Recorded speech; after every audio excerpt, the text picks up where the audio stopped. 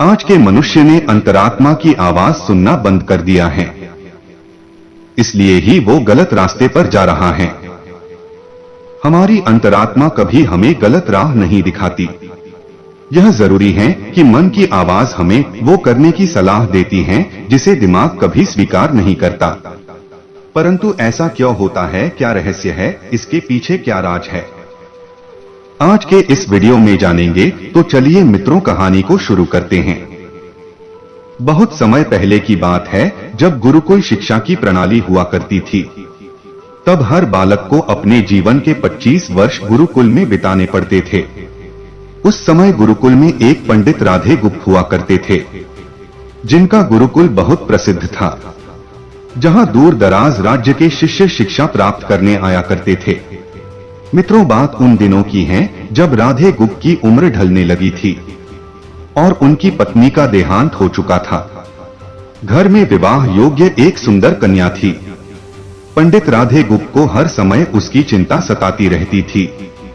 वह उसका विवाह एक योग्य व्यक्ति से कराना चाहते थे, जिसके पास संपत्ति भले ही ना हो, पर वह साहसी हो, किसी भी परिस्थिति में उसकी बेटी को खुश में रख सके और उचित समय पर उचित निर्णय ले सके। एक दिन उनके मस्तिष्क में एक ख्याल आया और उन्होंने इस परेशानी का हल निकाला। क्यों नहीं अपने खुद के शिष्यों में से ही योग्य वर की तलाश की जाए। उनसे बेहतर उनकी बेटी के लिए और क्या हो सकता है। इस कार्य के लिए उन्होंने बुद्धिमान की परीक्षा लेने का निर्णय लिया और सभी शिष्यों को एकत्रित किए। पंडित राधे गुप्त ने सभी से कहा, मैं सबकी एक परीक्षा आयोजित करना चाहता हूं, जिसमें सभी की बुद्धिमानी का परिचय होगा। उन्होंने सभी से कहा कि अपनी पुत्री के विवाह की चिंता है, जिसके लिए हमारे पास पर्याप्त धन नहीं है। इसलिए मैं चाहता हूं कि आप सभी विवाह में लगने वाली सभी सामग्री कैसे भी करके एकत्र करें। भले उसके लिए उन्हें चोरी का रास्ता चुनना पड़े, लेकिन उन्हें चोरी करता कोई भी देख ना सके। इसी एक शर्त का पालन सभी को करना है। अगले दिन से सभी शिष्य अपने कार्य में जुट गए। रोजाना कोई न कोई तरह तरह की वस्तुएं चुरा कर लाता और पंडित राधे गुप्त को दे दिया करता था। राधे गुप्त उन्हें एक विशेष स्थान पर रख दिया करते थे, क्योंकि परीक्षा के बाद यह सभी वस्तुएं उनके मालिक को वापस करनी जरूरी थी, क्योंकि वे अपने शिष्यों को सही ज्ञान देना चाहते थे। सभी शिष्य अपने अपने दिमाग से कार्य कर रहे थे, लेकिन इनमें से एक शिष्य चुपचाप गुरुकुल में बैठा हुआ था, जिसका नाम रामास्वामी था। वह पंडित राधे गुप्त का सबसे करीबी और होनहार छात्र था।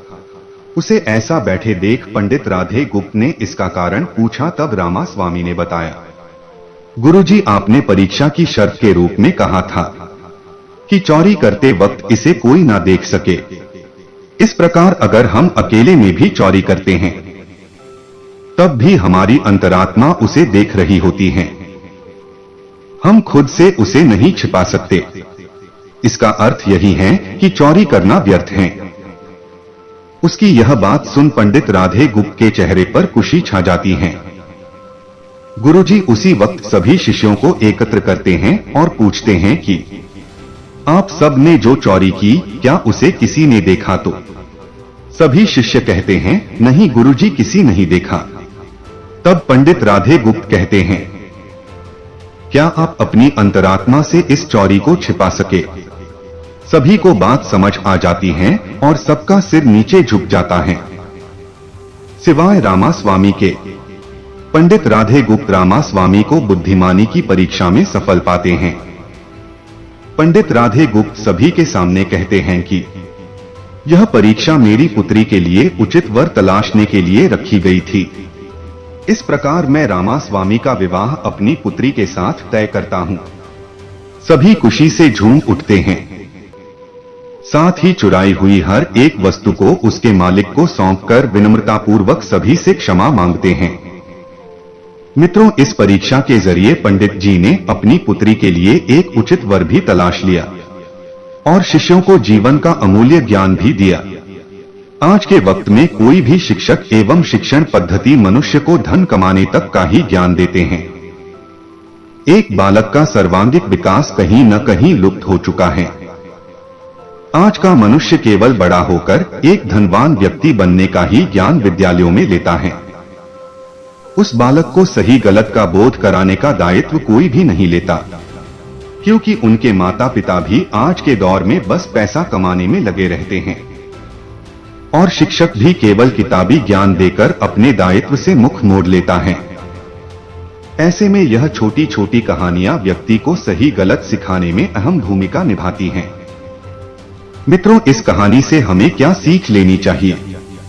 बुद्धिमानी की परीक्षा से यही शिक्षा मिलती है कि कोई भी कार्य अंतरात्मा से छिपाकर नहीं रहता और अंतरात्मा मनुष्य को सही राह दिखाती है। इसलिए मनुष्य को किसी भी कार्य के सही गलत के लिए अपने मन को टटोलना सबसे जरूरी है। मित्रों, वीडियो पसंद आया हो तो हमारे चैनल को सब्सक्राइब जरूर करें और अपने दोस्तों के साथ शेयर करें। जय हिंद।